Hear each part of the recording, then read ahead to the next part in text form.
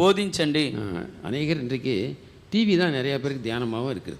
అనేక మందికి ఈ దినాల్లో టీవీ ధ్యానముగా ఉంటుంది. அவங்க சாப்பிடும்போது உட்கார்ந்துருக்கும் போது పడుతూనే பார்ப்பாங்க.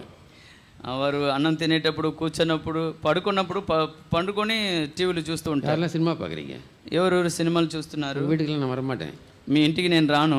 சில வீட்டுக்கெல்லாம் போய் பார்க்கும்போது కొందరు ఇంటికి వెళ్ళి చూసినప్పుడు సినిమా ఓడిக்கிட்டு இருக்கு. సినిమా వెళ్తుంది. நிறைய வீட்டுக்கு போகும்போது அதான் ஓடி என்ன பார்த்து தான் ஆஃப் பண்ணுறாங்க. నన్ను చూసిన తర్వాతనే వారు ఆఫ్ చేస్తున్నారు. సినిమా பார்த்தீங்கன்னா సినిమాలు చూస్తే நரகத்துக்கு போயிருவீங்க. నరకానికి వెళ్ళిపోతారు. நான் சொல்லல இதெல்லாம்.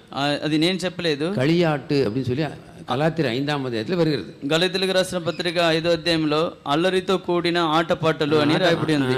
సినిమాలో ఆటపాట పోட்டுட்டு இருக்காங்க. ఈ సినిమాలో అల్లరితో కూడిన ఆటపాటలు అవి. அந்த ஆட்டப்பாட்டம் பார்த்துட்டு இருந்தீங்கன்னா అవన్నిటిని చూస్తూ ఉంటే దేవుని రాజ్యం సుందరిపదిల్లై, వారు దేవుని యొక్క రాజ్యాన్ని స్వతంత్రించలేరు. గలాతీయుల 5:21. గలతీయులకు రాసిన పత్రిక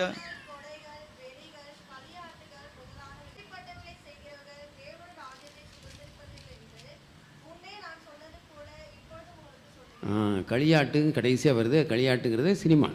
అందువల్ల అల్లరితో కూడిన ఆటపాటలని వస్తుంది. వాటిని చేయువారు దేవుని రాజ్యమును స్వతంత్రించి కొనరని మీతో స్పష్టముగా చెప్పుచున్నాను.